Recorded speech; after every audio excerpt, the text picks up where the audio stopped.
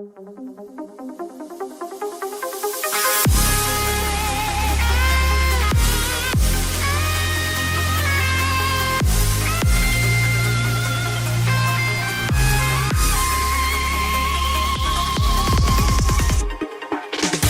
many of Switch 2's launch games are merely ports of existing titles, the platform currently excels in one key area: racing games. And for my money, there's nothing better than a system launch packed full of arcade racing action. So in that sense, the Switch 2 doesn't disappoint. After all, you have Mario Kart World, arguably the system's biggest game, alongside the original arcade version of Ridge Racer. Yes, another system launching with a Ridge Racer game. Excellent. But perhaps the most impressive racer on the system thus far, and also one of the most enjoyable games period, is Fast Fusion from Shin'en Multimedia. We've featured Shin'en's work on Digital Foundry many times over, and for good reason. This Munich-based team has continued to produce amazing, tightly designed games across multiple genres, all while maintaining an exceptionally small team. Fast Fusion is a proper sequel to the Switch launch title Fast RMX, which in turn was an adapted port of Fast Racing Neo on the Wii U. Fusion boasts new mechanics and massively enhanced visuals while aiming for a fluid 60 frames per second. At the same time though, there's something odd about the image quality that a lot of folks have noticed. It's a weirdly pixelated game, so I wanted to investigate the issue and determine what the heck is going on. So, with all that said, let's just dive right in. Launching Fast RMX alongside the original Switch was an excellent choice by Shin'en Multimedia, but ultimately, it was just an enhanced and expanded port of Fast Racing Neo for the Wii U, which, to be fair, few people probably played, given Wii U's general lack of success. With Fast Fusion, however, we finally have a proper sequel. All new tracks, new mechanics, the fusion concept, and more. Everything works in tandem to create something that is very fun and special, I must say. But it's the visuals that perhaps caught our attention the most. You see, Fast Fusion employs modern rendering features to produce a stunning looking game that still manages to hit a smooth 60 frames per second, at least in most modes. It's still the in-house Shin'en engine, no Unreal or Unity here, and it boasts even larger courses than before. The biggest upgrade stems from fundamental changes to the lighting and materials model, deployed in Shin'en's proprietary engine. It needed to be beautiful, but also robust enough to handle the game's enormous high-speed tracks. Traditional light probe solutions could have worked, and they are relatively stable, but they were too memory intensive, according to Shin'en, requiring upwards of 1 GB of lighting data for just a single track. That's not going to cut it. Furthermore, screen space lighting tricks alone wouldn't be sufficient, as ambient and specular lighting were both necessary to pull off the look, and screen space tricks all kind of break apart when you're moving at this speed. So to solve it, they engineered a hybrid system of sorts, blending multiple lighting techniques with a mix of dynamic caching and a small amount of baked lighting data. Lighting data per track comes in at just 5 to 15 megabytes total, while pre-calculation only needs a minute or two per track. So they could refine each track design right up until near shipping. This means the game only needs around 120 megabytes of baked lighting data, which helps keep the file size down to just 3.5 gigabytes. It's the largest game Shin'en's ever released, but compared to other games on the Switch 2, it's relatively tiny. There's also an abundance of volumetric fog introduced in the game, basically simulating light scattering through the atmosphere. Volumetrics in games are usually rendered at a lower resolution to maintain performance, especially on a bandwidth-constrained mobile system like the Switch 2, but in Fast Fusion they're able to blend the 3D Froxel volume, rendered at a very low resolution, with a screen space upsampling pass, improving the overall quality, so it ends up looking higher resolution than it actually is. But performance is where the benefits of all this really stand out. All lighting calculations are deferred and executed entirely on the GPU, so there's zero cost to the CPU time, which is already very limited. Better still, the system scales linearly with resolution. Lighting cost remains fixed at just 0.5 milliseconds according to Shin'en, whether you're playing solo or in 4-player split screen. However, it's the scalability with resolution that kind of brings us back to the game's one visual foible: image quality. So here's the thing, Shin'en has often deployed clever image quality tricks to squeeze more out of a piece of hardware. Fast Racing Neo on Wii U, for instance, uses interlaced rendering, right? Fast RMX uses dynamic resolution scaling and variable rate shading as well. Fast Fusion, however, is a little different, and the choices they made here do have a pretty serious impact on overall image quality. When you first begin a race though and simply sit still, it's possible to pixel count the results, and surprisingly they do seem to match the numbers tossed around in the options menu. 1080p, 1440p, and 4K. Those are available. Yet in motion, it's exceptionally obvious to my eye that the end result is nowhere near that high. It quickly becomes a mess of pixels with a lot of temporal blur. So to figure this out, we pixel counted the game on a camera cut or during rapid disocclusion, and the truth is revealed. The game is indeed upscaling from a much lower base pixel count. How low are we talking? Well, the 1080p mode seems to render around 540p.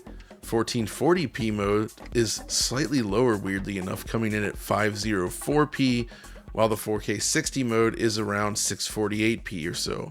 The 30 FPS mode, though, comes in closer at 720p. Portable mode seems slightly lower than this as well, though it only needs to upsample to a 1080p screen. So the question is, what the heck is going on here?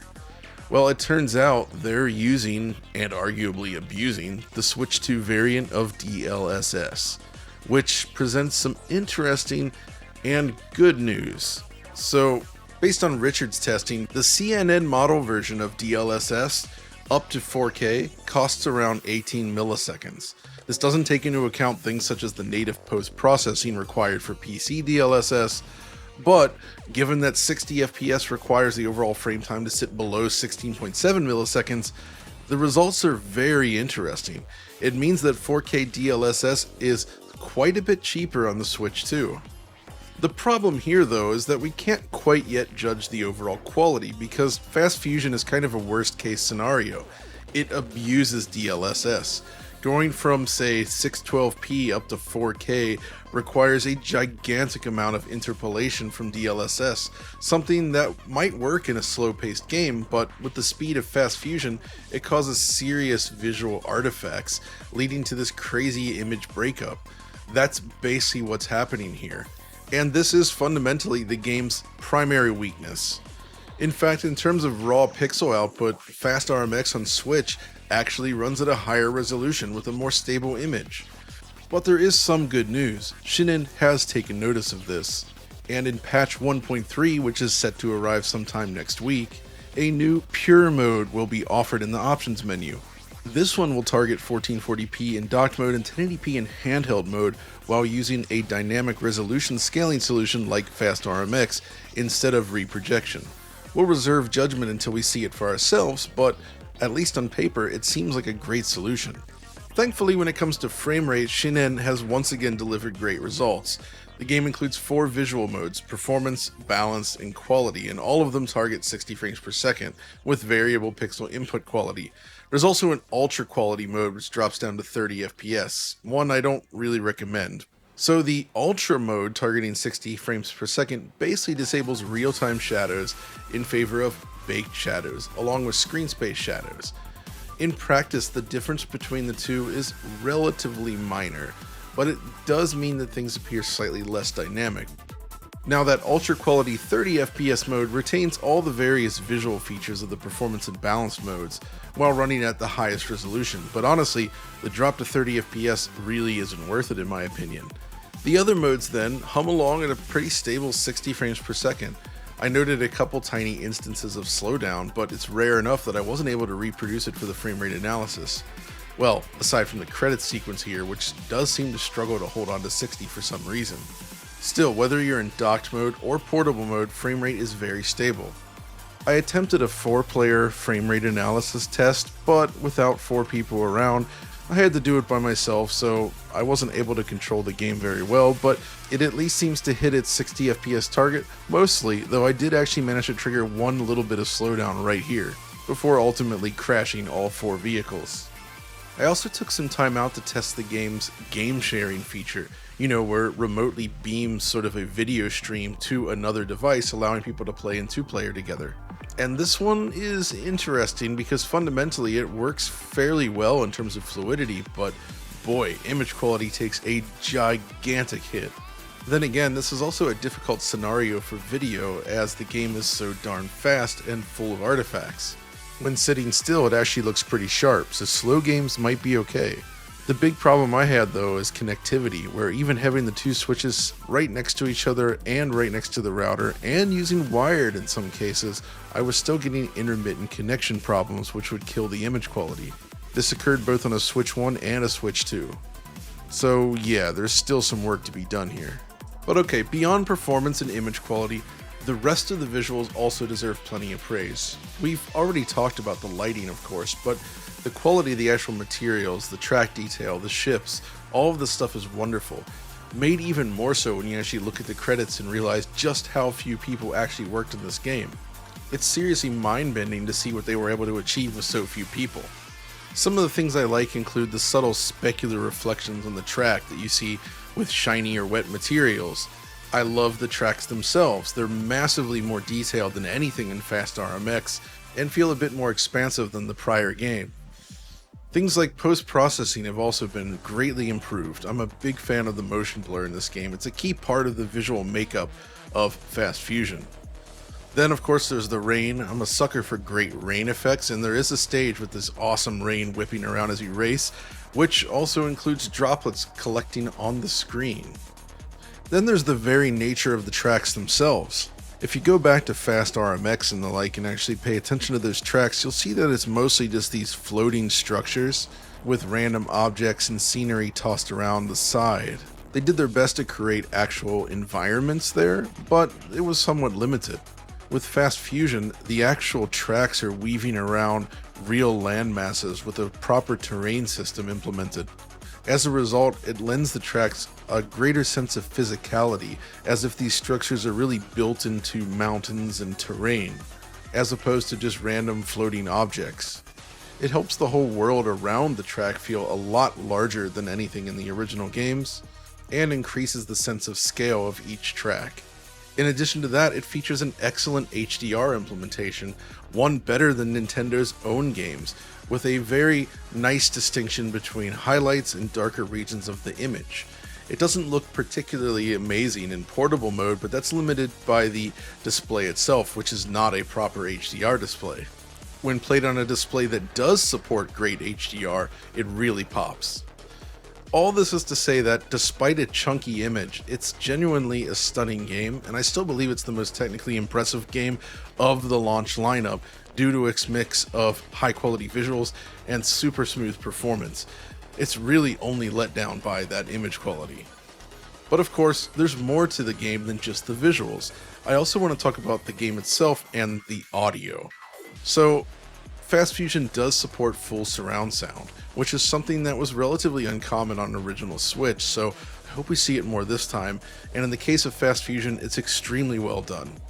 But of course, it's the music that really steals the show, with proper high-energy electronic tracks that perfectly suit the racing action. Take a listen.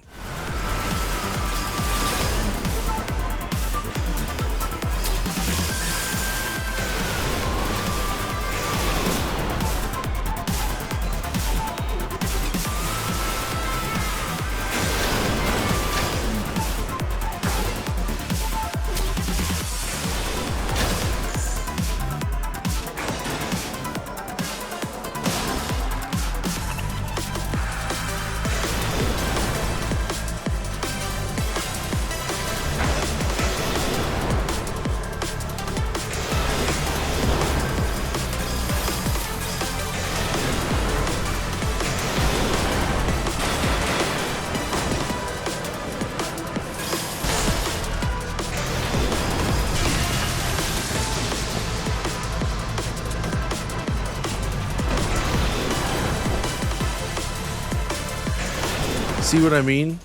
But okay, what about the game itself? This is actually a really interesting one this time, because at the same time Nintendo has re-released F-Zero GX, finally, via the GameCube NSO app. F-Zero GX is one of the best futuristic racing games ever made, so it's kind of a difficult competition for Fast Fusion, especially given that a lot of new Switch 2 owners may never have played GX. However, in the end, I feel they're both worth your time. So fundamentally, yes, they're both fast racing games with that futuristic aesthetic, but the actual core mechanics and the way you play the game is different enough that they both work on their own terms. Fusion once again focuses on that blue-orange mechanic. You know, swapping to blue when hitting a blue boost pad increases your speed, but if you hit an orange boost pad while in blue mode, you slow down. You kind of need to switch back and forth, similar to Treasure's Ikaruga. But this time, they've added a jump button to the mix, and this I feel makes the game a lot more exciting. So not only does it allow for more branching paths in terms of the track design, but it also introduces a greater risk-reward element. That is, jumping can actually net you additional boost icons or create shortcuts, but it also increases the chances of messing up and going off track or crashing into a bridge. All in all though, even with its shortcomings, I think that this is a must-have launch title for Nintendo Switch 2. With so few choices in terms of actual new games, it's really a no-brainer. It's a game that knows exactly what it is, and it delivers exactly what the developers intended. It's fast, it's beautiful, it sounds great, and most importantly, it's a ton of fun, so give it a look. But that's going to do it for this video, so thanks for watching, and we'll see you next time.